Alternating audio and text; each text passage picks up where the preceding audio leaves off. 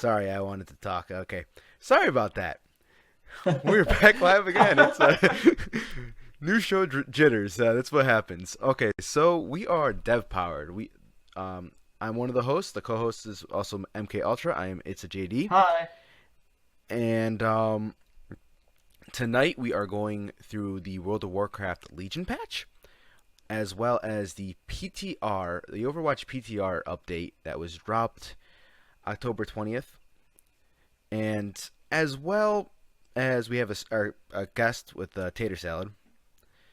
And Nintendo finally released the Nintendo Switch. I'm super excited about the Switch. Yes. It was the NX, I believe, that they had for a while, and now they released it saying it's the Nintendo Switch. We barely still see anything, and I can't wait to discuss that tonight. I'm going to turn it over to MK to say what this podcast is really about. All right, what's up, everybody? It's MK Ultra Kill. Basically, DevPowered is the podcast that goes over games, updates, patches, indie games, new releases, and basically the overall development of the gaming community. We'll try to pack everything in from World of Warcraft and Overwatch on the Blizzard side to indie games coming out on Steam. We'll try to talk about League of Legends in a couple of our episodes. Esports, and we'll try to get a couple of guest stars, as well as the new consoles. You know, as we said, Nintendo Switch is coming out pretty soon. There's a lot of cool stuff that we're going to go over when we get to that portion in our podcast. But I got to tell you, I think this one takes the cake. I think it's going to be one of the best handheld consoles that has ever been made. All right, JD, you want to start talking about World of Warcraft? All right, we're going to go to Legion. We have one of our first guests is Josh or Edgeel. He is the guild master for the RNG Reverence guild, and let me just change this really quick, and let me add, just so we can get our night guest. There we go. Josh, you in? Yeah, what's up? Okay, Legion has been out for about 2 months, and the Emerald Nightmare, the raid, has been out for about a month. Our guild, I'm part of the RNG guild, we have done normal, and it's been amazing. But I want your opinion so far about how this Legion patch is compared to WoW in general. Really, I don't want to call it a sense of nostalgia because obviously it's all new content. But it really brings a good feeling back to the game because, like, over the last couple X packs, a lot of players that are, they're vetted, grandfathered in from vanilla, BC, that kind of stuff. It's really been just garbage for us. I mean, that's the best way I can put it. Like, a lot of the mechanics are literally just, hey, don't stand and stuff, or move slightly to your left, and then this boss won't kill you. But now, like, we're getting back into those the different mechanics that are really challenging for some people, as far as a lot of more tank-centric fights in Emerald Nightmare, where the tanks aren't just standing there mashing their buttons to mitigate damage. They have to do stuff in the raid too, as well as all the DPS and the healers have to stay fully aware, which is really nice. Yeah, I want to say with the vanilla, because that's where I started playing World of Warcraft. I remember raids were nuts. You would die. If you didn't have a competent team, you would die, and now it just feels like a cakewalk. It feels like you could just go in and basically button mash. Yeah, it's a little different. I mean, obviously, vanilla was 25 to 40 man raids. It was super intense. People everywhere. There's all kinds of shit going on. And we're not quite up to that yet because the raids are a little smaller right now. They haven't released any 40s, and they're not really that long either. Like the next one coming out with patch 7.1 this coming week is actually just a 3-boss raid versus the 7 that are already in Emerald Nightmare. But it is getting more to that point of what it was with a real challenge. All right, I'm going to be right back. The next question I'm going to ask is, what is your feeling about the Emerald Nightmare raid and how it is going so far? And MK, if you can keep him talking, I think my roommate ended up leaving his keys outside, so I'll be right back. No. Yeah, I got you. I don't know if I should answer that now or wait for JD No, to go get ahead. back. Go ahead and answer. I mean, the Emerald Nightmare is actually, it's a lot of fun so far. A lot of the mechanics are relatively fresh instead of, like I said, just like stuff that you don't stand in, basic mitigation cooldown abilities, stuff like that. Like there's a lot of interesting stuff, like perfect example boss is Il'gynoth. It's a boss that you literally can't get to the health bar that you have to worry about until you go through several phases of ads with which you have to, spread out for some, group up others, and kill them in front of his eye. And once you do enough damage to the eye, then you get to go into his heart and actually deal with the boss that you have to worry about. So it's like, it's almost like a multiple encounter fight, which is really interesting. Like the whole instance is that way. It's all different bosses. Like there's nothing that just feels the same as you're going about it. So it's a really nice start to the X-Pack. That definitely sounds pretty cool. So you said that you start with the eye and the heart. I'm sorry, I don't have a Legion patch. I'm sure JD does. So you start with the eye and then you work into the heart. Yeah, because like what it is, like for Il'gynoth to set up, he's almost like a giant tree, and like there's an eye right at, because there's like a hole in the middle of the tree, and there's an eye that covers it, and like ads spawn around the location of the tree, and when you kill the ads, they spawn little ichors, and throughout the fight you have to group up those ichors in front of the eye, because when you kill them they explode, dealing damage to it, because the eye takes 99% reduced damage, so the only way to hurt it enough to remove it is to kill the ichors by it. So once you blow up, it's like 20 ichors, because each one does like 5%, then you get to move inside the tree to the heart, and it gives you a timer until you have to exit the tree, because if you don't kill him in one phase and you're inside the tree at the end of the timer, it just kills you. So most groups have to go in twice. As the timer runs out, everybody runs out of the tree, and then it closes back up and you have to repeat the ad phase and then go back in and finish it off. That's nuts. I've never seen any of the raids do that before. That's something that's brand new, right? Yeah, it's really intense too. Like it's a super hard DPS check. Like the first week, it was literally the raid breaker. Wow. All right, JD, you have anything to add to it? I'll admit that one wasn't fun. We definitely powered through our whole entire block with that. I was very glad with our guild. I do agree with Josh. I think that is the raid crusher. It is the step you have to go above. It's pretty much tests your team's ability to get through the raid. So I guess the next question will be, what are you hoping Blizzard does with their next raid? I mean, I'm already excited for it simply because it's a Stormheim raid. Like everyone that's liked cool shit ever knows that Stormheim is the best.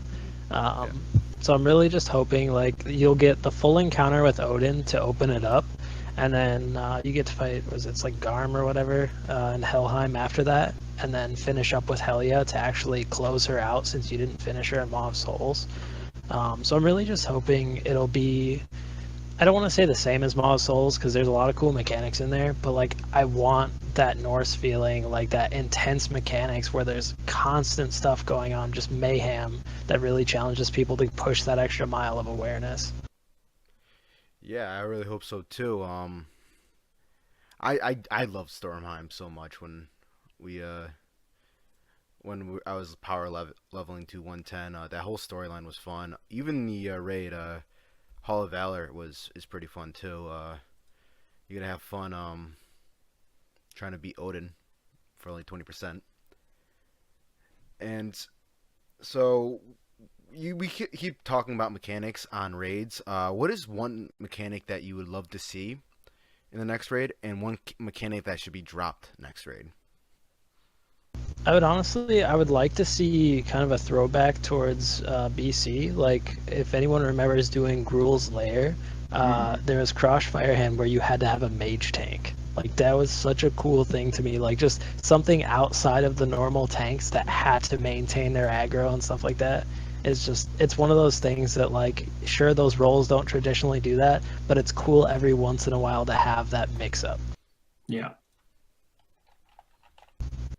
As far as something I wouldn't like to see, I would really like to avoid big dumb circles, because Blizzard throws those in everything. Like, hey, this fight's gonna have 3 circles you have to avoid. Better look out, bud. Yeah, definitely.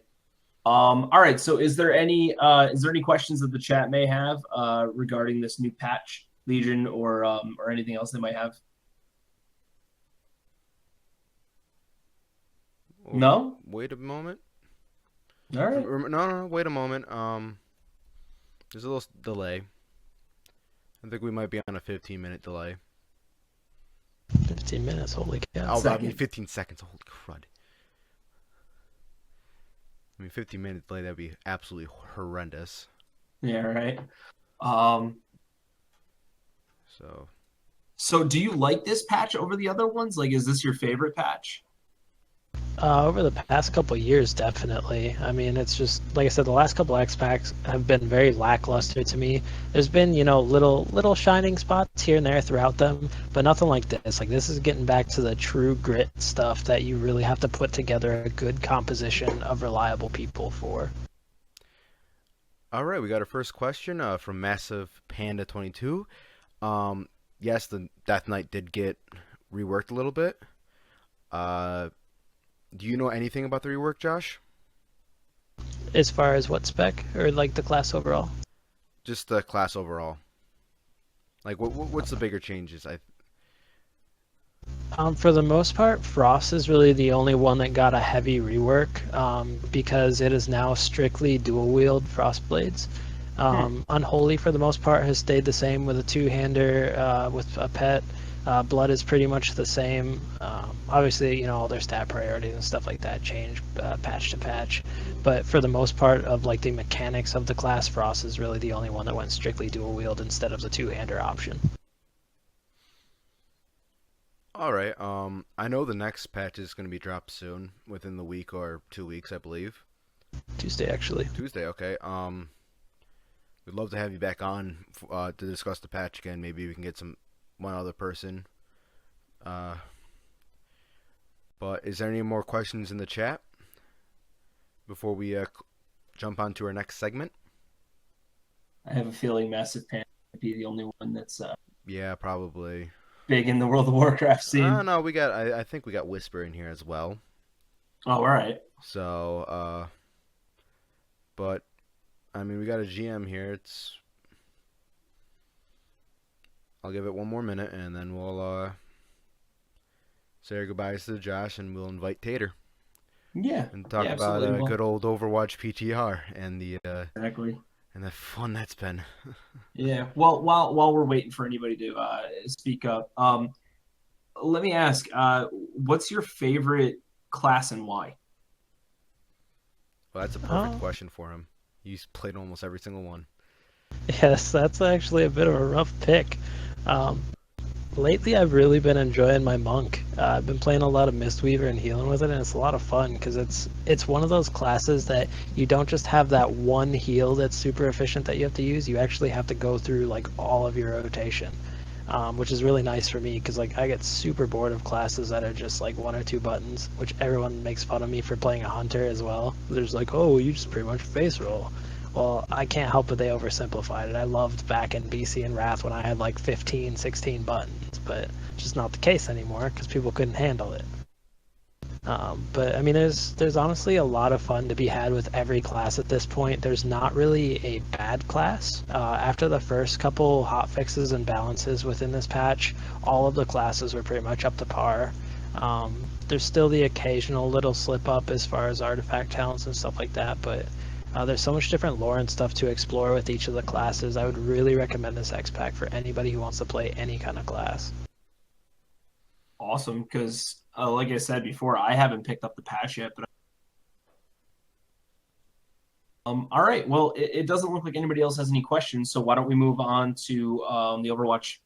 Yeah, we'll move on. Just before we do that, thank you, Josh, for joining us tonight. And we would love to have you back on next week to talk about the new patch drop then.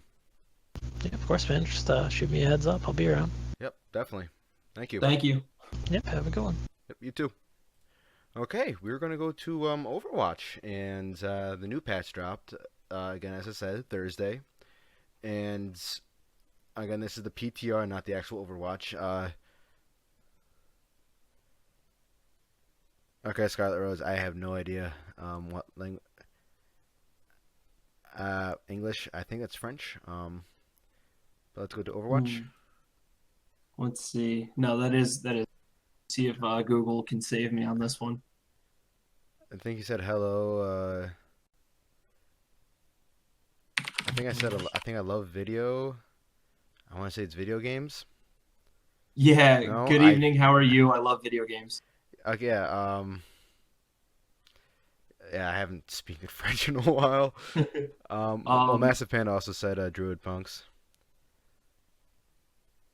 Okay, yeah, yeah. If you can, that'd be great.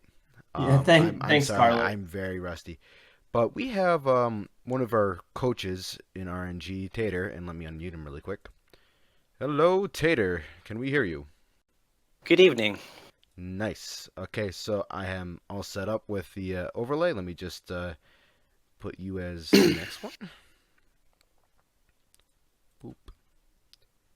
And there we go. We're all set up. And as we can see, you and MK are gonna go at it because I'm not. I've been big into WoW lately, and I've only probably played a couple hours of the PTR, and I've been thinking it's cancer. But we're gonna save the general changes for last because I think that's gonna be the big one to talk about, and we're gonna just go right to Diva. And as it states, it says mech health increased to 200, formerly 100. Armor remains at 400.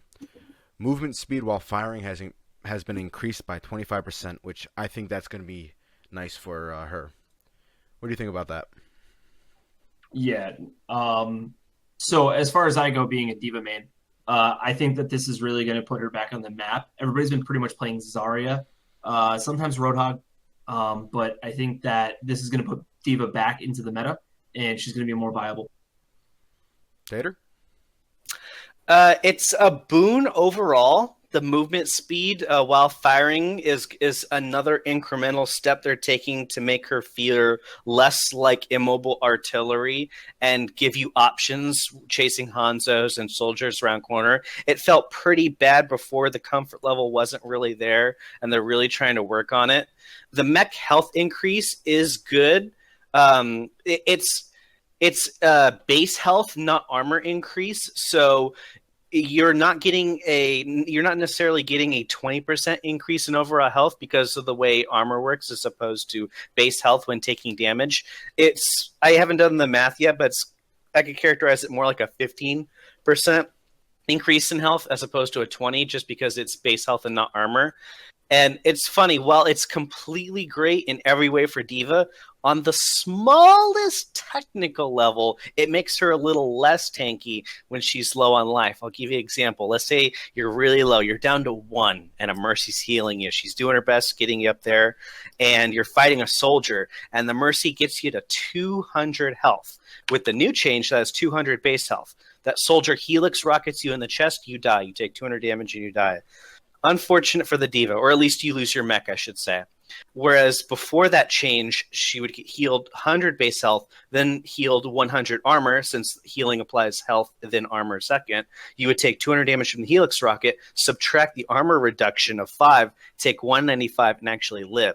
Now, this is a kind of an unrealistic example, and it works much better on the soldier's primary fire, where the armor is much, much more effective at dealing with. But it's just one of those little small quirks, not many people think about. So when you're low on health, you will actually take more damage because it is your base health that is increased, and it takes you longer to actually get to your armor. Right. So yeah, so for everybody who isn't super familiar with that, basically your armor will help you a little bit, but since your base health is the thing that's been increased, it could actually hurt you in certain situations when you're not used to it. So Diva might need to be relearned in a sense.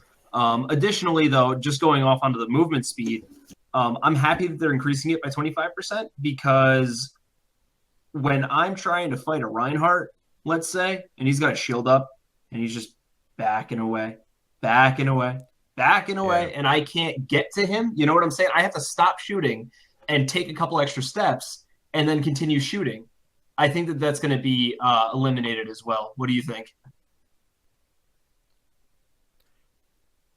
Truthfully, I'm hoping they don't take that out. I think that's what everyone has been asking lately for a diva buff is can we have some movement speed while she's shooting? It's way too slow. Right. And even if they have the movement speed, if there's some sort of damage reduction, I'd be fine with that. Just because, again, with Reinhardt, with a bunch of other heroes, as soon as you start firing, you are so slow, and everyone can just scatter away from you. You have to pretty much pick people out. Hopefully, they're in a hallway and they're in a choke to actually get them. Yeah. When I'm playing casually. Tater, do you believe this is actually going to be going into the actual Overwatch? Hopefully. I do. So Blizzard always states that anything in the PTR is subject to change, Yes. and it may not go live. That's pretty much across the board. However, historically, a lot of their first phase PTR changes have gone live. This is a trait. There have been tweaks here and there, but fairly consistently. Yeah, I'm sorry. Consistently, the things they put in the PTR end up going live. They don't double back a lot. Yeah. I also know that the PTR was a huge patch because I believe they implemented Sombra into it as well. But we'll get onto that a little bit later. We're gonna move down to Soldier just to keep this running. Soldier, good old. If anyone has ever played the PTR, the first when I was playing, it was just all you saw was soldiers in quick play. The pulse rifle, bullet damage was increased from 17 to 20, and maximum bullet spread increased from 22 to 24, 2.2 to 2.4. What are your guys' thoughts? Well, I think that Soldier has been somebody that's really been overlooked lately, with the things that are happening with McCree and that have happened with McCree, and even the things that have happened with Widow. People aren't really choosing Soldier that much. So I think that this is really going to help out. The problem is they're putting his bullet spread up to 2.4, which means that you're going to have to feather your shots a lot more, and I don't think people are used to that. The people that have played Counter-Strike Go or are more into the competitive scene will certainly flutter their shots because they know how to do that. But the other people who haven't really been in that mode might not know how to do that, and that actually might hurt Soldier showing up in our games. What do you think, Tater? The bullet spread, I don't mind. At mid to close range, it's still reasonably easy to get a reasonable amount of body and even headshots with the spread he currently has in the live. I'm not terribly worried about that. People, I think, will gravitate more towards the bullet waltz or the three shot burst. Helix rocket. Yeah. Or no. I'm sorry. Or the 3-shot burst to reset your spread. I think people casually are starting to gravitate towards that more and get used to it. The damage increase is nice. I feel it's something he's needed. That increase helps get through armor, actually. What we were talking about earlier, that Diva armor that he suffered so greatly against. Any flat increase, it looks nominal, but it matters a lot. It matters quite a lot, especially since that's before you apply crit to that when you get headshot. So I think he's needed it. I think it'll allow him to step out from the shadows a little bit from behind McCree's shadow. McCree was he could do everything Soldier could for the most part. He was slightly less mobile, but he had the CC, and his shots individually did more damage. So it was easier for him to burst through Winston armor, Reinhardt armor, Diva armor. So his overall DPS was just higher. It was more efficient. So I'm hoping that this increase kind of lets him come out of the closet a little bit. Not to mention, with the 17 to 20, now it'll take us about, I don't know, 8 or 9 bullets at most if we hit them all to take out the other DPSers. when before it took 11 or 12. And that seems really marginal, but that is actually a lot. That's really going to be helping him. And again, as you said, with the crit, that crit tapped on top of there, it could only be 4 or 5 bullets that we need to really take somebody out. That's our direct competitor. All right, to keep things moving, we're going to good old Anna, and this is something I believe that had to happen. No more Beyblade, as I would like to call it, with the Reaper and Anna combo, and just no more crazy Reinhardt plays. Anna's Nano Boost, the ult, no longer increased move speed when ulted. What is your thoughts on that? Well, I think that it was definitely needed. As you said, I think that the Beyblade, like the fact that Beyblade became a verb in Overwatch because of Ana, was just nuts. Yeah. So it definitely needed to go away. People were moving way too quick. You couldn't really, figure out where they were going. Just think of an ulted Genji that's also nano. I mean, it was just mayhem. It was just mayhem. So I agree with this. I think that they should have done it. Some of these other ones I'm not going to agree with, but this one here, I agree they needed it. What do you think, Tater? This is maybe the second biggest impact in the patch notes we have here. So it will change. People will still play Ana, and there will still be high amounts of Nano Boost used. It will just change the nature of the plays. One, Reinhardt Nano Boost is going to drop off a little bit because I honestly feel he benefited more from the speed boost than they did the actual damage increase. Or I should say the speed boost and the damage reduction benefit more than the actual damage increase.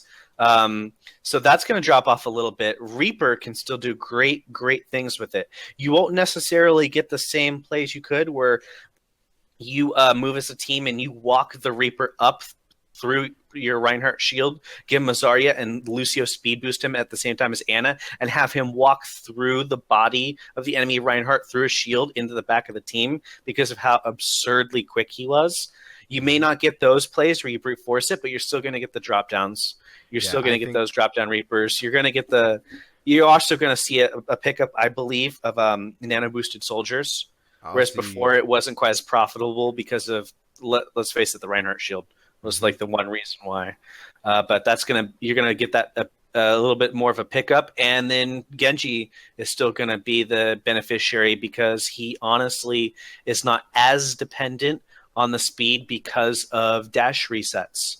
So you don't spend a lot of time walking to your target as a Genji. I mean, if you do, you're probably just going to die anyway. So, yeah, I think it's going to definitely be more of a wombo combo type of deal where you ult pretty much your DPSers like McCree, he ults, Shoulder, both of them ult. Even with Pharah, that'd be good with the rockets too because I know the rocket spread is big too. But as I believe, since this is a big one too, do you think Blizzard's going to keep into the when they bring it to the actual game? I think that they're going to. I think that this has been one of the biggest things that people have had problems with and most likely complained about on the forum. Therefore, I think Blizzard is going to keep this particular. What do you think, Tater? I do. I think it kind of maybe violated was the wrong word, but it violated what they wanted tanks to feel like, what they wanted tanks to do. I think it kind of took tanks and moved them out of the zone they comfortably wanted them in, what they expected to do, how you would counterplay them, and what you could expect. And I think it moved them out of that area, and they want to put them back in the box. So I honestly feel that this one's going to stick. Yeah. May is just a simple one. It's just the Blizzard. The alt cost has been increased by 15. Just really quick, do you feel this is big or not? I think it's needed. It's big. That's all I'm going to say on it. I think that this is absolutely needed. Okay. Tater? Yeah. I think so. It's too easy to get ult charge with icicles. You can rack it up pretty quick with the change to the hitboxes for the icicles. They're not hard to land. And in fact, you get 8 per clip. The ramp up is pretty strong on May. So she kind of is getting the double dip on the ult increase this batch. Maybe a little harsh, but I'll wait and see. I haven't tested out myself personally. All right. I'm gonna skip Lucio because I believe that when we talk to the general, this is gonna be another big one. We'll go back to Lucio for the general. The next two that was originally for the Thursday patch is Zyra and Torbjorn. We're gonna go with Zarya. I don't know how to pronounce it. Sorry. Um, yeah. First, we're gonna go particle barrier. Both particle barriers, the her own personal shield and the projected barrier has been decreased by 20%. The powers has been decreased by 20%. What is your thoughts on that? I think that this is going to be a Zarya killer. With the particle barrier and the projected barrier being decreased by 20, you basically have to land 3 semi-perfect bubbles, and they have to get hit almost entirely for you to actually get the full. I think that this was a bad choice on Overwatch's on Blizzard's part. I don't think that it's going to stick. I think that they're going to dial it back because the two barriers having 50, one for you, one for your teammate was perfect. It was a well balanced thing. I think that maybe instead of this, they should have increased the rate that it depletes. Maybe instead of 2 per second for your charge, it should be 3 per second. I think that probably would have leveled Zarya out a little bit more than this particularly. I don't think that she's going to be used very much in competitive play anymore. I think that she'll probably be replaced by Roadhog or D.Va. What do you Yeah. think, Tater? I honestly like this change. Right now, Zarya, it feels too easy to maintain high energy, and too many of the kills and damage are high energy kills based on shield cooldowns in the rotation that you manage with them. So like her thing first and foremost was always utility. She was always that utility tank. I don't feel that they meant her to shred every living organism that walked within 4 meters of her, and it was so easy when she could easily maintain that high energy amount. I feel that this won't completely eliminate her. I feel that as opposed to maintaining 80 to 90 energy on average, you'll see people maintaining 40 to 60, which is, I will admit, is a significant change.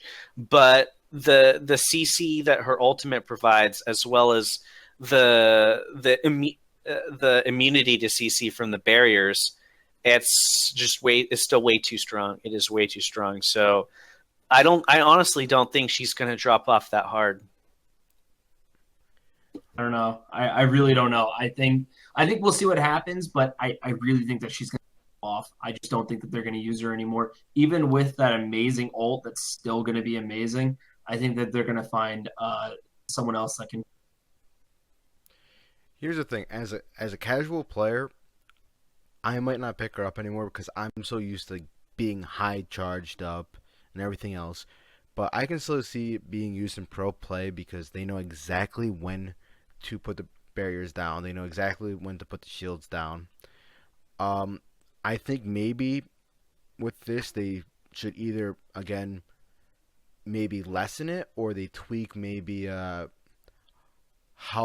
many times you can what is it, get the shields up, the decrease in the actual time, if they're going to do this, because again, we're not used to this damage I'm seeing. As a casual player, I'll probably see Zyra drop off, but as a pro player, I think she's still very viable. The 200 shield she gets, and if somebody tries to, let's say, if a tracer goes in and throws her pulse bomb down, then a quick shield from her will save probably your supports and everything else if used properly. But what is I don't your know. Tater, what is your big view on this then? What she provides as far as ability cooldowns is so good that the only thing in this patch she honestly loses is damage output. When it comes down to it, her not counting what we haven't talked about yet for that first item, what she provides in the game is completely untouched in this patch, except for the damage she outputs based on how much energy she has. So her overall damage output throughout the game, if you average it out, is going to go down. It's going to go down by between about 20 to 40%. But for how much she's doing right now live, I'm kind of okay with that. I'm kind of okay with her getting a global 20 to maybe 40 at absolute tops damage reduction, overall damage throughout the course of the game. And like for what she puts on the table, she's still pretty good. All right, we got to continue on. Okay. My favorite champion is good old Torbjorn. The one thing I would really like to see is now scrap is now automatically generated over time. I believe that needed to happen. The amount of scrap collected from a fallen enemy has been decreased by 40%, which I think balances out the fact that scrap is now generated.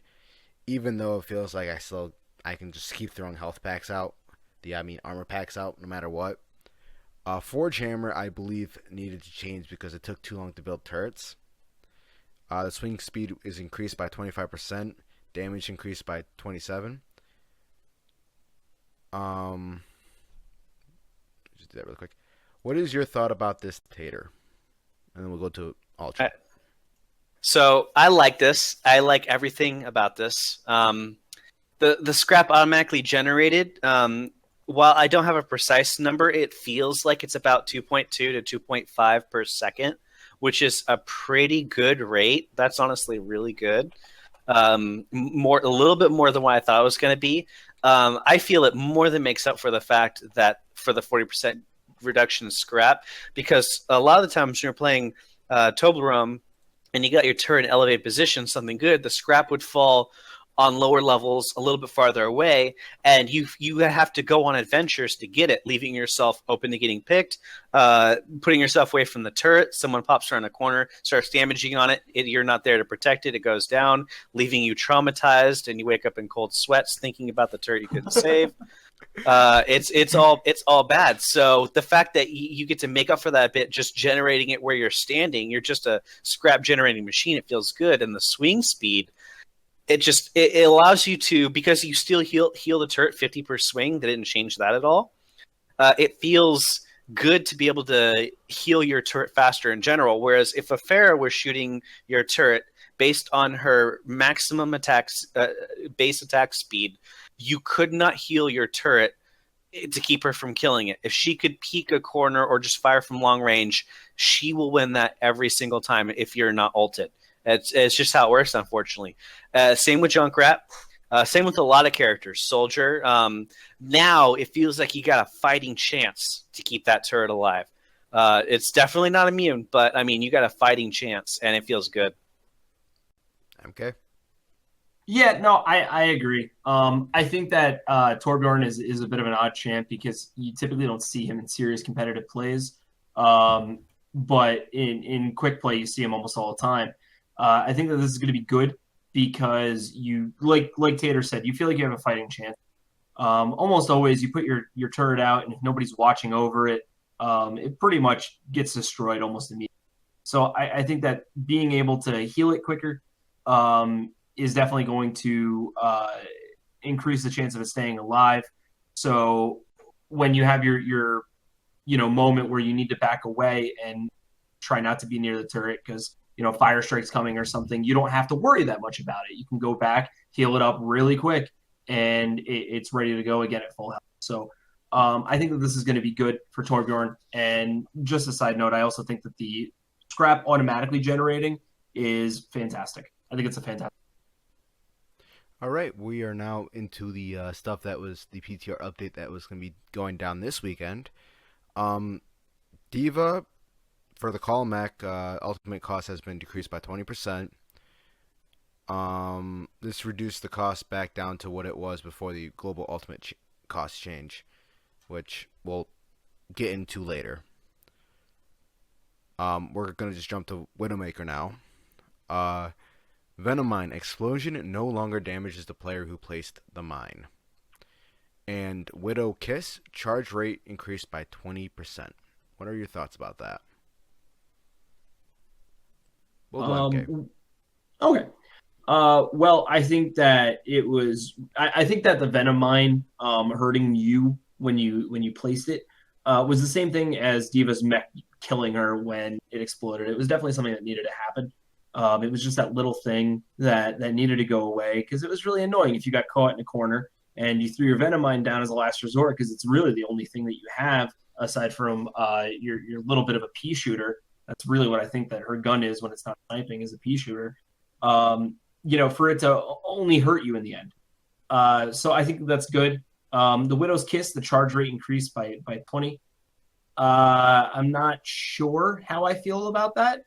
I think that we're going to see Widow come back into the meta a lot more than she has been, and I'm really worried how this is going to change people who are in Masters and Grandmasters.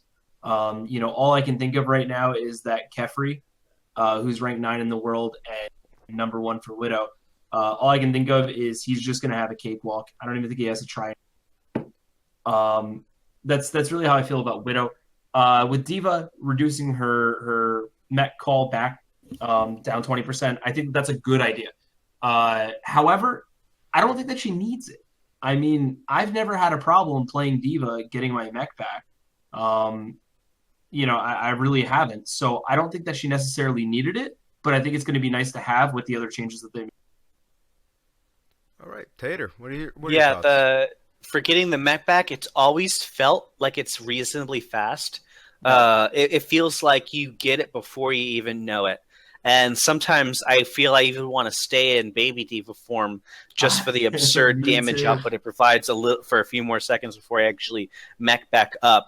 The Venom Mine, there is this kind of push away from self-damaging things, even though Pharaoh rockets can hurt yourself, Junkrat nades can hurt yourself, so it's not quite across the board. But for like individual abilities, not just rate of fire, it does seem like they want to get rid of that. I'm okay with that. I'm fine with that. I think that's all right. The charge rate increase, I feel, is only a small buff to the Widowmaker because of what the actual charge rate is, and 20% of that base before the change, it's not an absurd number. Like, it's not like, oh my god.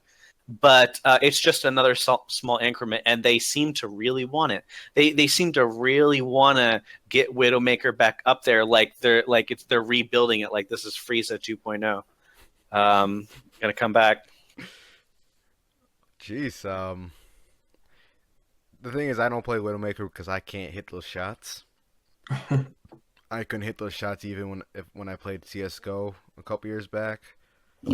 I was never an Opera. I was never a sniper. The only time I ever really played sniper was on a console for a good old Battlefield. But I will say it's annoying sometimes playing against a good Widow, and it's also annoying sometimes when you don't have a good Widow, when a Widowmaker's on your team and she isn't making the picks that you need to make. But yeah. I do agree. The self damage sometimes sucks, and as we're gonna make the transition down to Pharah, I loved doing the little rocket jump to get extra boost with Pharah. But for the rocket launcher, the minimum explosion damage has been increased to 25% of the rocket's total damage, formerly 12%. The minimum explosion and knockback has been decreased to 0% of rocket's total knockback, formerly 75%. Wow. Tater, you want to start off with this one? Yeah, Tater. Yeah, this is. I've personally played this. This is a noticeable change. Yeah. Like Pharah is my baby. I played a lot of Pharah, maybe more than any other class, and while the damage increase is nice, so people getting on the fringe of the rocket's AoE would get the 25% as opposed to the 12%, the loss of any amount of knockback on the fringe is very noticeable. One of the big things about playing characters with, pretty much sporting an RPG is to generate that pop-up, you stagger them just a little bit. Mm-hmm. And that's crucial because it completely stops their X and Y movement for just a split second, so it allows you to set them up for your next shot. This was unbelievably crucial, and it honestly feels bad. Like that loss, it feels bad. Yeah, I agree with you on that one. As a 2F2 player, I also played a lot of Pharaoh because I played Soldier, and I loved the fact that you could juggle people. Um, Again, the loss of movement for just maybe a quarter of a second is nice to keep just setting up and just juggling the person to keep consistent damage on the person once you're able to hit it. Yeah, this will be a big change, I believe, if they do keep this. But at the same time, it might bring back Farah into this because now instead of just anticipating if you mess up your shot, instead of anticipating the knockback, you can keep firing at some person. I know those guys will. The pro players, the very good Pharaoh players, might be able just to keep the rockets, keep the projectiles on good, even though I don't like this. MK? Yeah, I agree with what you're saying. With Zarya, I do that a lot with the projectile. I boop them around just a little bit, and when you shoot in front of them as they're trying to run away, it really does help out. Keeping them back just a little bit. And I think that taking that away from Farah is going to be odd. I think that she's going to feel odd. I don't think that she's going to feel necessarily different in the sense like, oh, well, this is new. I think it's going to feel odd in the sense of like something's not right. Something just feels off. And I think that's the sense that people are going to be getting with that. And I think that Tater had already talked about it, where it just feels off. But the explosion going up to 25% of the rocket's total damage, where it was 12, I think that's good. I think that's gonna really help out Pharaoh with her little picks. That person is running away with just about an eighth of health. Shoot them and they get away with just a sliver.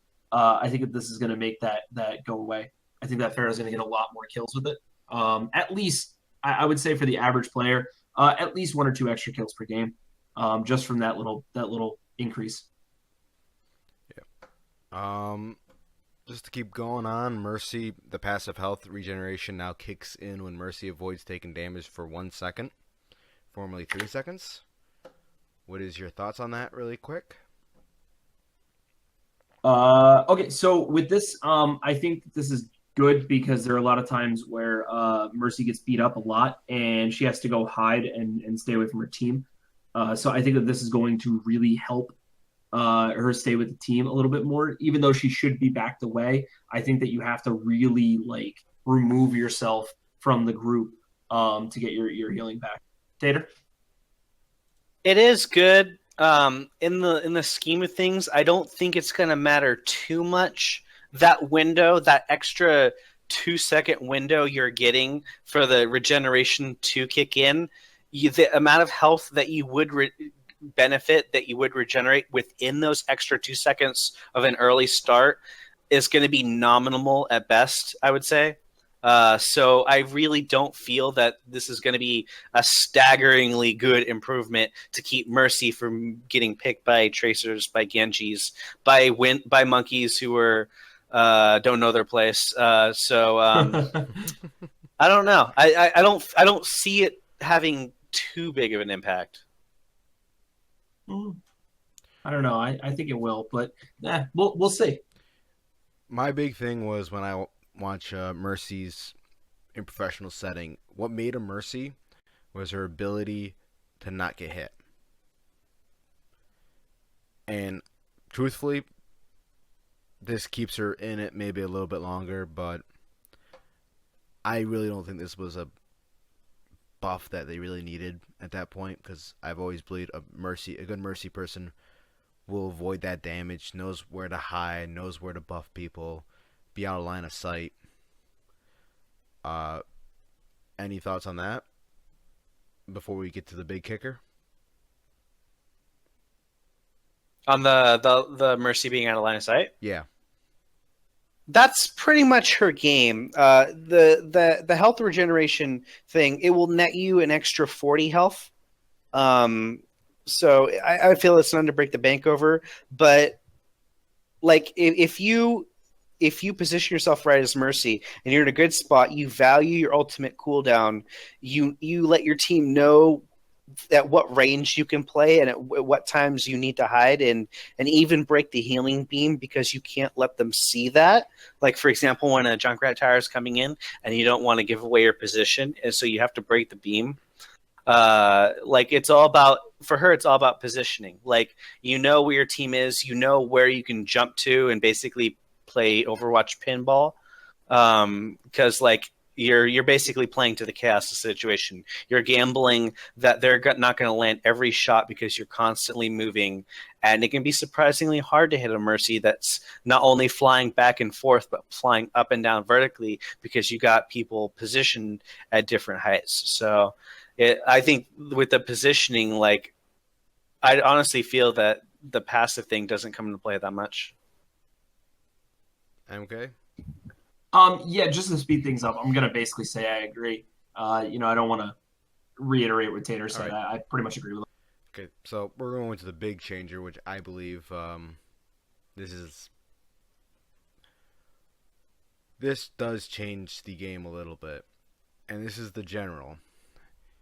Dealing damage, well, actually, dealing damage to non-players like Torbjorn turrets or Symmetric teleporters no longer charges ultimate abilities. The big one is the ultimate costs have been increased by 25% for all heroes. I'm going to have MK start this one off. All right, so ultimate cost has been increased by 25% for all heroes. This is kind of nuts. I think that the reason why they did this was so that the game lasted longer and people didn't feel like every 45 seconds there was an ultimate going. Called an ultimate. It should take a little bit longer to come out. So I agree with them on this. And mainly the reason why is because they want to draw out those fights just a little bit longer than they have. A lot of times everybody's fighting 6v6, and then all of a sudden null comes down, and now it's 3v6. And those three, if they're smart, they'll throw out a couple of their ults to try to save their point. So like I said, I think that this 25% increase to get to that ultimate is going to overall extend the game time, and that's what Blizzard is looking for. They're looking to try to make this a little bit longer and make the fights a little. Tater? I absolutely agree that they're trying to increase overall game length and draw out the fights a bit. Right now, in the meta, it seems like it's gravitating towards fights are determined numerically by the number of ults you have compared to your opponent, and a lot of teams are opting to only fight when they have certain ultimates up. So there's this little back and forth. The teams are hedging, and it's really ultimate cooldowns that are determining when fights actually take place and who wins those fights. There's not a whole lot of skirmishing going on. So I think with this increase, I think they'll increase the amount of damage that's done overall through the games. They'll increase the amount of small skirmishes that go down, and it won't be clashes of 6v6 just based on ultimate cooldown to where one team pushes into the other. You get your clear wipe, you get your full reset, you do it again, and then if you can determine that they have X cooldown, you don't go in until you have Y or Z cooldown. And that's kind of how it is right now. We're kind of in like a rock, paper, scissors, except throw in a couple more objects with Zarya, Zenyatta, Tracer, and like McCree. Mm-hmm. Any more on this before we open up the questions? Nope. I think we're good. All right. We'll wait a little bit because of the stream delay, but chat. The floor is yours to Tater or MK. Yeah, just while we're waiting, Massive has been quite a bit, and he thinks that the Mercy change is going to be well needed. And as I said, I agree with him. I know that Tater that it's going to be as much of a change, but I think that it's going to be a pretty significant. So we'll wait one more minute on the questions. If not, Tater, you're more than welcome to stay when we start our Nintendo block. Oh boy. Listen, mean, I am so stoked to talk about the Nintendo Switch. yeah, and I can't believe we've already been talking for about almost an hour. I know. I work in 8 hours. Yeah.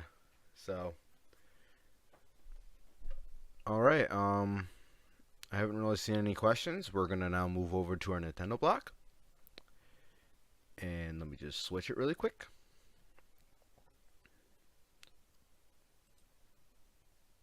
Woo! Thank you, Trick. Thank you, Trick, for following. Yeah, and I have to say thank you to Kid Assassin as well. And there is one more, right? Yes, Massive Panda. We already said thank you, but thank you again. Mm-hmm. So, Thursday, October 20th, Nintendo finally revealed what the NX was. And they now named it as a Switch. I will say I am a Nintendo fanboy just because my grandparents bought me the gaming systems, and all they knew was when you said video games, Nintendo was the first thing they saw. So I'm kind of wondering about this. I'm going to definitely follow up on this as much as I can. Your thoughts, Ultra? Well, I want to say, just so I can add into the nostalgia here, this is going to sound a little odd, but I remember going way back, and the first console that I had was the NES. Oh, I remember having the Ninja Turtles game, and I know that a lot of people probably didn't play that. They think of like Zelda or some other super popular game, but I had the Ninja Turtles game, and I remember getting to the final boss, and the cartridge wouldn't work. And I kept blowing into it and popping it in. Blow it in, pop it in, guys. Nope. Just keep praying. Pray it would work. Which actually nowadays, it's interesting you mentioned that. We all used to do that as kids, but nowadays we know that blowing into the cart was actually bad for it because the moisture in your breath would slowly collect on the pins, and that was a really bad thing. So like a Q-tip with what works really well. Trust me on this. I know I do this for a living. Q-tip with some stovetop glass cleaner, like Weeman's or anything you'd use on a ceramic top stove. Put that on a Q-tip. Give it a little scrub. Another dry Q-tip. Make sure you get all of it off. You look at that Q-tip, it'll be black with all the gunk that's on there, and the brass pins will shine like they were brand new. All right. All right. So, with the Nintendo Switch, I just got to say, there's a lot of really cool stuff that's happening with it. First and foremost, it's basically a tablet. So they made this whole console system tablet that I think is less than. Not to mention, you can play it with or without the controllers, which are halved, and the controller clicks onto this little charging station. It's bringing back cartridges. They're not going to do CDs, which I wouldn't think that they would do anyway, but I figure that's worth it. I wouldn't be surprised if they didn't even do cartridges.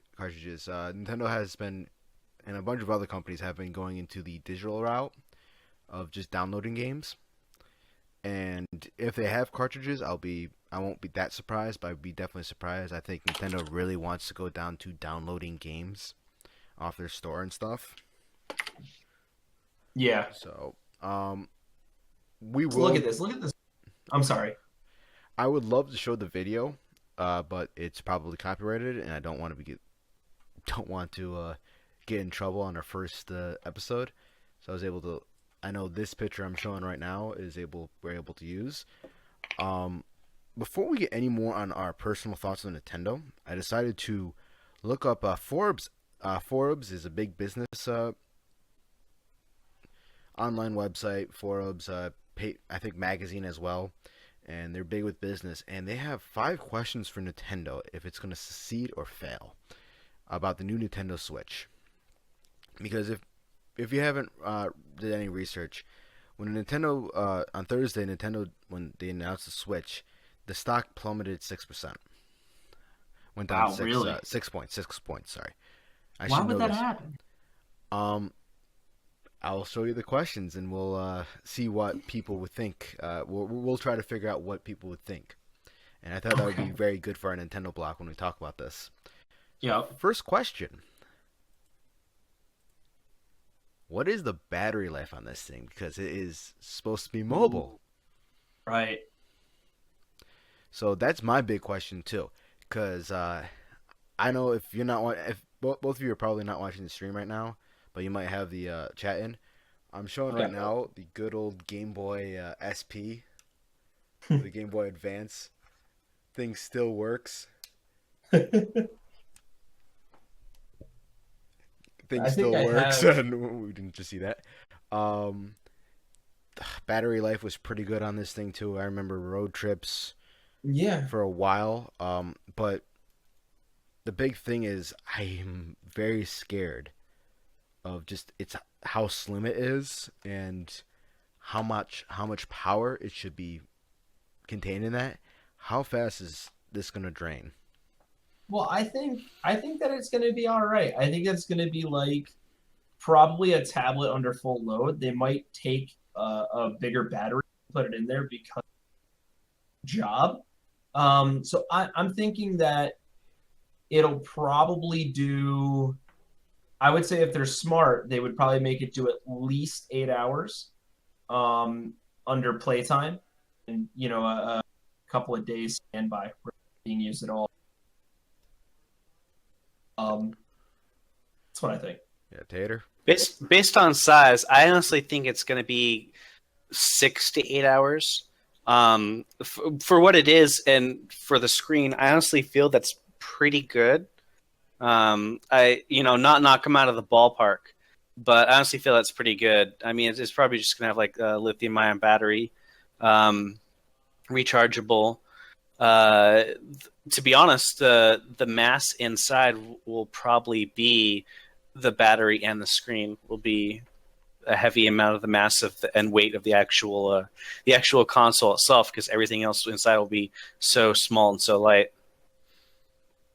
Yeah, I always felt that this is definitely going to be one of the deciding factors if this console is going to sell well.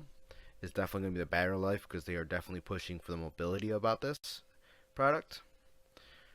Any more last thoughts about this question?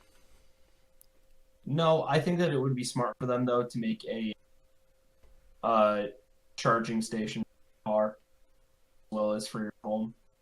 Mm-hmm. Tater? Nope. All right, second question then. This is a big one. How much does it cost? Actually, I think I know that one. I think it's going to cost $299, and it's going to be $399 with some extra. Mm-hmm. Yeah, $299, and the $399 I believe should be a bundle price. Now, is that worth it though? Yeah. Is it worth the same price as consoles that are much bigger and probably can be more powerful? I think it's based on this generation of released brand new consoles, it is pretty competitive, and Nintendo's historically been competitive, at least in the recent with console price. Many people believe that they're lacking in the hardware department, and especially adult titles, and they make up for that a little bit with the more competitive pricing for their new consoles. But I feel it's right where it needs to be. I honestly, nowadays, I don't think you're going to see a new console release cheaper than about 300. I just don't think it's going to happen. I agree with that too. Also, like if you look at their other handheld system, the Nintendo DS, it's around one.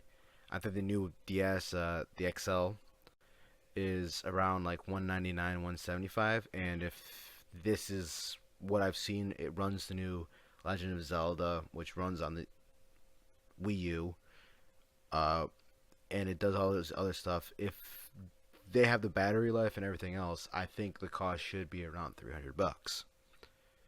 I'm not doubting its capabilities. I'm just really thinking that it's going to be something public won't spend.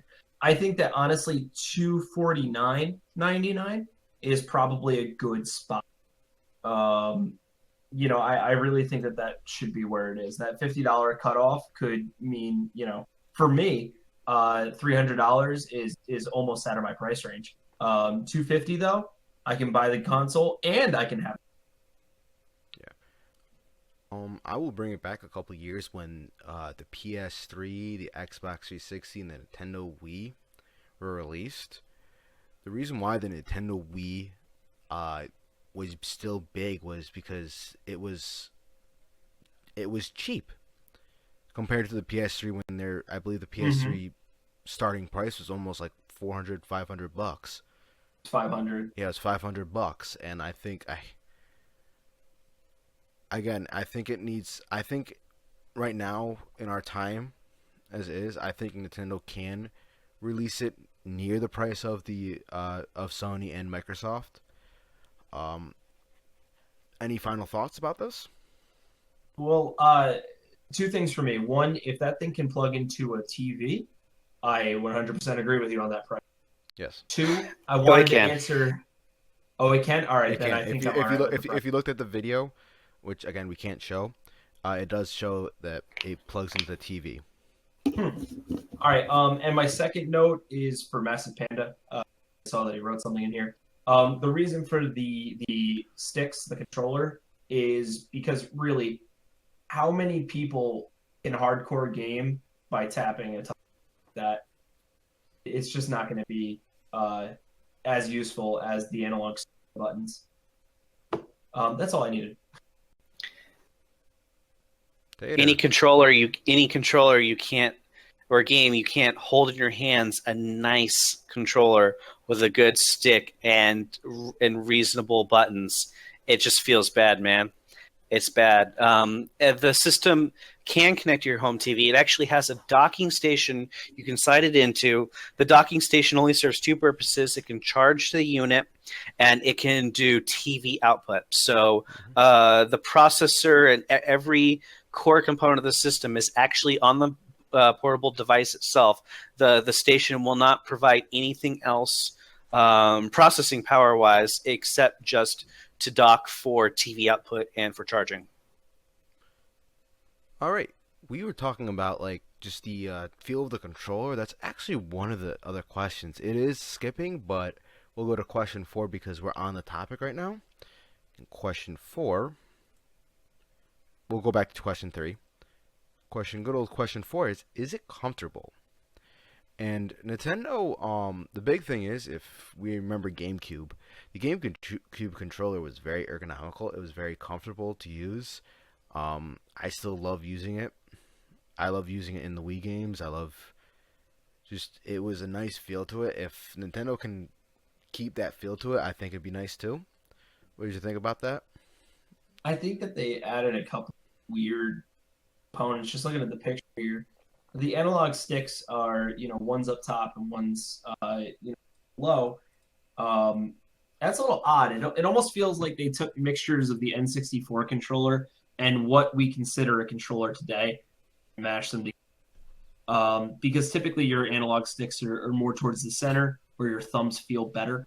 Where with this, it feels like it's going to be more that your palm is opened up a little. I'm seeing the picture. Your palm is opened up a little, and your one thumb has to go upwards to do certain moves. Your other thumb has to go downwards to do. I just feel like that's gonna feel odd. Is my note on it. Yeah, I think they took that out of Microsoft's handbook with the Xbox controller. Yeah. Tater?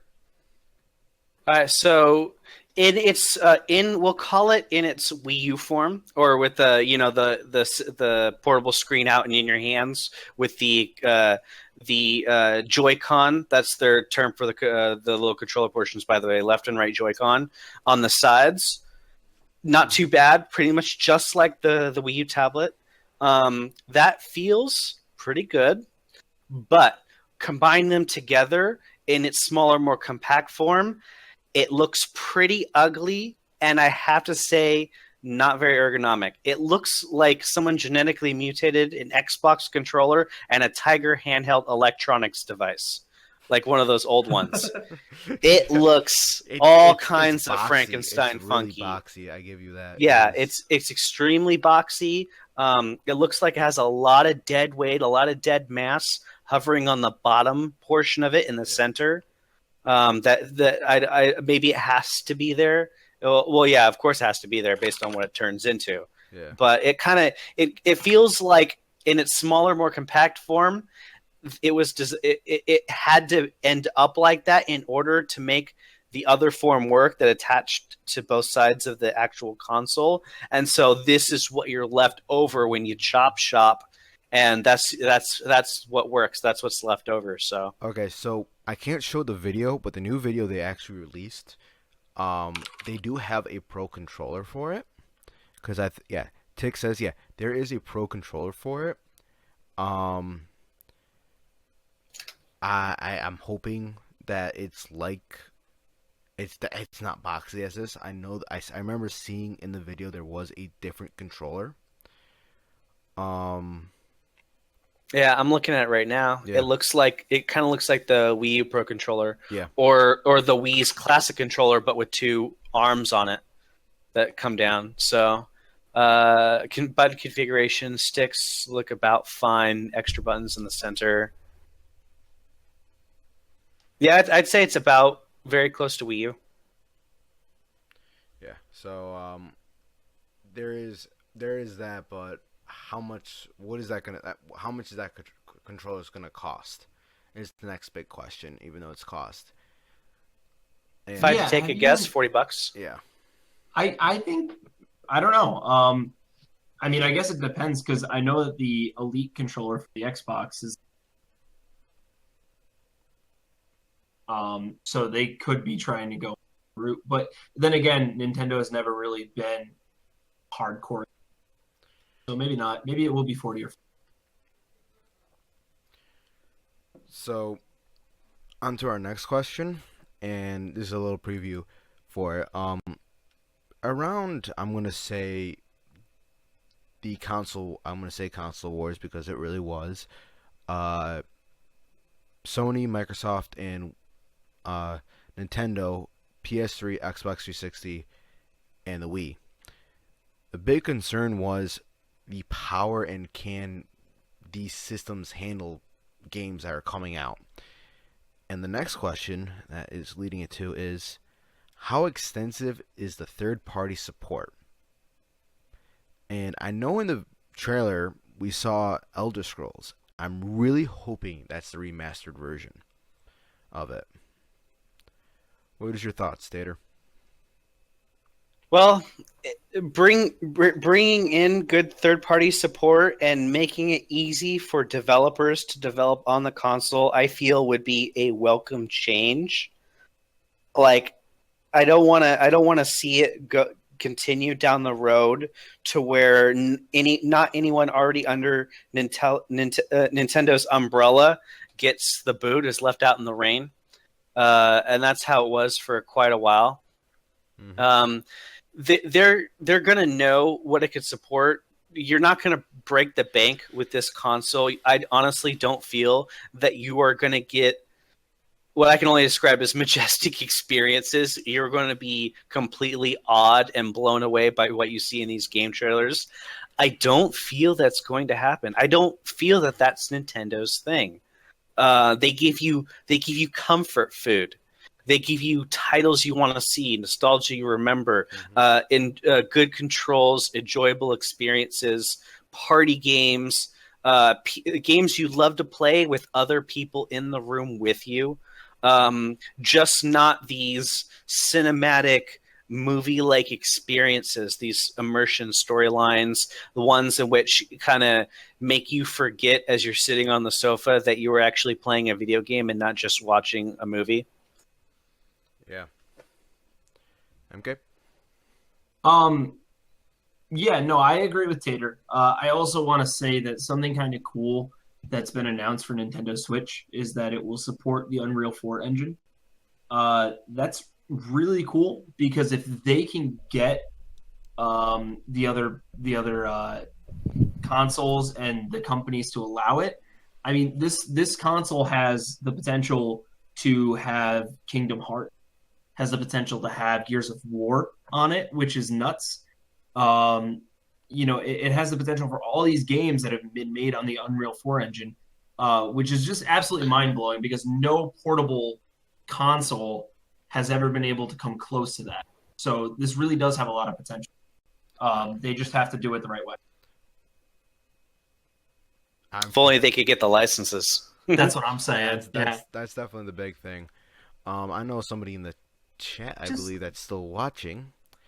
Just think about. I'm sorry, I didn't want to say cut you off, but just think about playing Kingdom Hearts like on the go on this big 10-inch screen. Like, yeah, you could play it on the PlayStation Portable, but that's a little 5-inch screen. Just think about this big 10-inch screen, and you're just walking around playing, or Gears of War. Nuts. All right, I'm done. I'm sorry. Yeah, my big thing is I really hope they get some contracts out. My big thing with Nintendo, I know somebody else's, it's rehashing pretty much Legend of Zelda, Mario, and Pokemon, with maybe a few other developers. Don't get me wrong, I love Legend of Zelda. I will play that crap to the ground. For me to see this thing succeed and not be another failure like the second version of the Wii U, it needs that third-party support. Yeah, no, I agree. And I think that with Elder, which would be absolutely nuts. I think that they're getting play things like.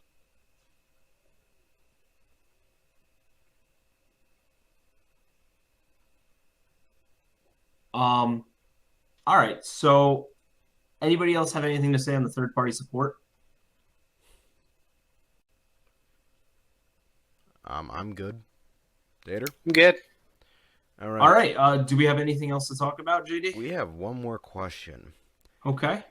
And Nintendo went down this road of portability. Okay. What's gonna happen to the Nintendo DS?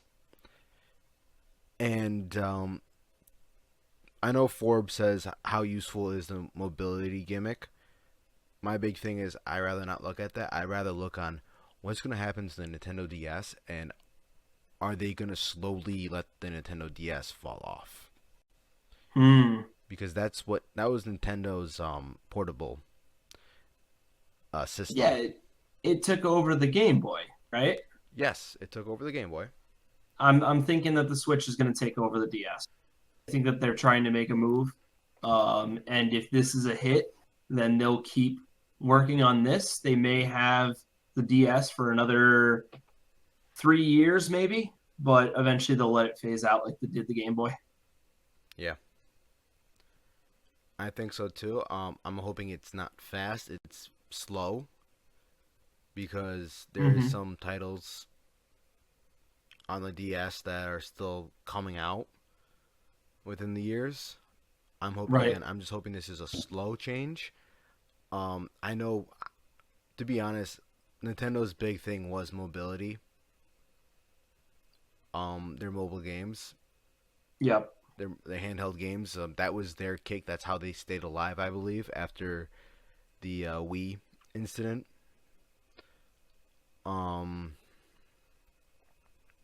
Anyone else have a thought about this?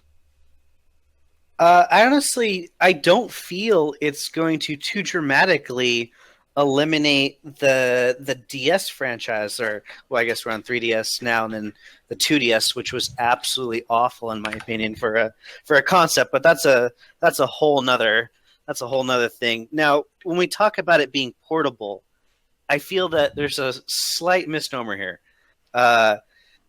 It's still pretty big. It's bigger than any phone you can pretty much buy. It's a good size. This isn't something I feel you can comfortably port around, especially considering it doesn't have any, unless you buy one for it, a natural cover or anything protecting the screen, and the size of it, you can't slip it into your pocket If you have a big purse, you can slide it in there. Yeah. But if not, you got to lug that thing around like it was a small laptop. It reminds me of the if you ever seen the PS Vita, it was just a little bit too big. You really could not put that in your pocket. It's like you kind of needed a bag to carry that thing around. I think it's gonna be like this too. Yeah, It's not it's like gonna be bigger than that. yeah. Yeah, So, absolutely bigger than that. So I don't feel there's going to be as much of an overlap. I don't think you're going to see franchises like Harvest Moon and especially Animal Crossing, which are huge, jump ship and pretty much only be released on the Switch. no, I don't think it's gonna. I don't think it's gonna happen. There's just something about holding that small portable in your hands, the small screen, something you could just take with you, like on an airplane, in a car ride, and you don't feel like you're holding like this big wooden plank in your hands. It's like you're not holding a computer, you're not holding a tablet. Yeah. You're just holding a nice... I want to say, Trick mentioned that there was a list of third-party companies, and so I took a liberty looking it up, and Bethesda is on here, which confirms that Skyrim can be on there, as well as Doom and Fallout. They can do what's the other one? Dishonored and Wolfenstein. Yes. Wolfenstein. So that was just one, as well as they have Sega games and Capcom. So we're going to start seeing some of the classics, and we'll probably, I think Capcom owns Tech, so we'll see that. Havoc games, which made a lot of really good stuff, and EA games. So we'll see some sports stuff on as well. So I think that this is they're really trying to make this a home run. And I think if they do it right, it will be. But we're just going to have to wait and see what they do with it. Mm-hmm. So, final notes. Final thoughts on the Nintendo Switch. And this could be a little rant if you want. Mine's a little rant, but who wants to start off first? One thing really quick, because MK brought up for hardware, the Unreal Engine coming in. They're bringing in NVIDIA. They're designing the GPU for it, and honestly, that instills a bit of confidence. Okay. Like having that flagship in your console, like that's gonna help you sell. Like, at least for me, that instills confidence. That's something I like to see. They're also designing a brand new architecture they haven't used before and porting that in order to make the GPU work. That's actually, I'm actually very happy to hear that NVIDIA is on board. Bethesda's on board. That's actually very big. I'll go on my little rant and then we'll pass it off to you guys. My big thing is, I think they kind of missed the ball to do some announcement. And the reason why I say that is, E3, I thought that they were going to show just maybe a sneak teaser, just to show us a little bit. Not like showing us it like just at a random time. I really thought that they should have just showed maybe a video or a picture at E3 to hint at it. But they never did. They showed The Legend of Zelda, which was, again, I liked it. It looked nice. It looked nice on the new Wii U. If it still looks nice on the Switch, it'd be great. But I think that was one of Nintendo's little faults, is they should have announced something at these big things, at these big fairs and shows, and not just send out a video like this. Maybe announce, oh, we're going to send a video today, or this is just a picture of it. We'll send some more stuff out later and let it trickle in.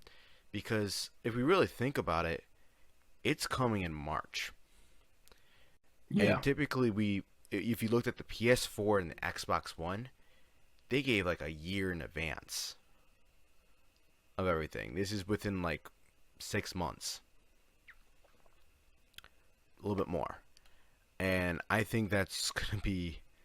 I'm really hoping they try to hype this up even more as time comes in and releases get some more information out. And the big thing is going to be is are they able to meet the date? Because they're not selling it during Christmas time, which I think is a huge hit. You're Yeah. giving up a lot when you don't sell at Christmas. You're giving up a lot. Yeah. Yeah. No, I completely agree. Because that was my big thing with Nintendo is and I think that's probably why the stock got a huge hit is they're not selling it during Christmas time. They're not selling it during the holiday time. Right. So, your final thoughts. I mean, you guys have pretty much covered it all. My final thoughts are basically Nintendo Switch. I think that it's a good console. I think that they're hurting themselves by not selling it at Christmas time. By selling it right after, I mean, really, there's nothing good that's going on in March aside from people getting drunk and eating, corned beef and cabbage. I mean, there's really nothing good going on there. How are you going to promote that? And are people going to be willing to buy it? How many are you relying on birthdays? The worst move you could possibly do. Whereas Christmas is the biggest buying time of the season, where everybody saves their money, to go out and buy all these cool presents for their wives and their kids and their brothers and sisters and nieces and nephews, and for some people, their grandmas. My friend had a grandma who played Xbox until the day she passed. She was like 87 years old. Jeez. Yeah, dude, she was playing Xbox. It was great. Gaming grandma. I know, dude. I wish she was my grandma. But yeah, so just to miss that kind of opportunity, with already people doubting its ability to become something great, I just don't know. I will say this. I'll say this. You said anticipated May release date, correct? March. I'm sorry, March 2017. Yeah, March. So it would give them the opportunity for a good boost in sales and stock price increase at a time of the year which normally would be lower. That could be one benefit. In addition to that, however, the time frame would put not second generation, but a second shipment and second release of new consoles around Christmas time. So typically what they'll do is that they'll do a second release, and then you'll start seeing the bundles. They'll have the opportunity to figure out what game they want to bundle with it based on sales. And so they'll target that and they'll create custom bundles. Maybe it's the Zelda game, who knows? And then they'll do their second wave. It'll hit around November time if it's first released in March, and that will be ready for Christmas. So they could pull in a massive amount of Christmas sales if they target the right bundle and get that released at the right time. I suppose. Yeah, that makes some sense. So, are we done with the Nintendo? Yep, I think so. Yes. Alrighty then. To end this show, Extra Life is coming up. And yes. It's a big charitable stream, and it's November 5th, so in about 12 days. For those of you that don't know, Extra Life is a charitable event. Gamers from all over the country will play for 24 hours straight and earn donations that go to a... which one did we choose? Do you know? I believe the RNG team, the Reckless Neighborhood Gaming team, has, I am the captain of the team, has chosen I believe it's the Mercy Hospital in Ohio. Yeah, that's... I want to say it's that one. That's where the... Mercy Children's Hospital in Ohio. Yes, I believe it's that one. We're going to have several people that are going to be doing this on the 5th. So you guys could just on. We also wanted... I was going to say, we also wanted to promote RNG. Yes. All of us here on this podcast are from the RNG community, Reckless Neighborhood Gaming. Give me Are 1 second. I'm going to show you the beauty that you installed. all Where right. is Let's it? see it. I believe it's this one. Oh, there it is. So I think everybody watching is from RNG. Yeah, probably. Together. But even with the newcomers, next by the next cast, I will have the Discord link. The website link.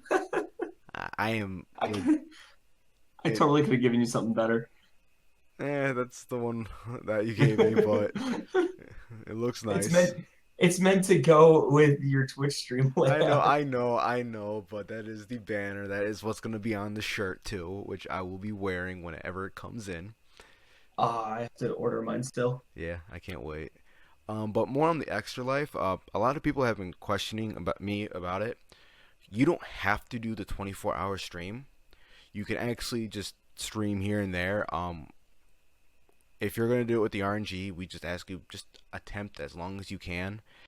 Be it maybe 30 minutes or what me and 3 other people so far have signed up for is 24 hours with a possible extra hours for the incentive. But yeah, that's pretty much it for Extra Life. Oh, and when you, if you do take an opportunity to stream and you have to stop streaming before the 24-hour period, feel free to host another member who is streaming for the event. Yes, thank you so much. Help them out, give them some views. So far it is me, Nameless, and Praise that have committed to the 24-hour section. We welcome anyone who wants to try that as well. If not, then we have, I believe, a couple other people, Minor, and a couple people that are just going to stream here and there. That'd be perfectly fine. It is getting late. Yeah. I think it's about to end this first one. I think it's time. Listen, everybody who's shown up, we got 6 people now, but we had 11 as the max, and that's kind of cool to have 11 people watching you on your first day out. I haven't seen. I'll turn on my Twitch stream and I get like me that I said hi to once. So it was really cool to have this kind of turnout. Even though some people think it's small, I think that it was large for our first time. Yeah. What do you think? I think it was great. I wish we had Praise here, but I think something happened. He might have forgotten. He might have just wasn't on. Emergency or something. He will be joining us a couple of these things. Hopefully a lot of them. I believe our next podcast is going to be Friday. Mm-hmm. There's a chance I might not be on it. We'll do Friday, and I think it's going to be Friday and Sunday.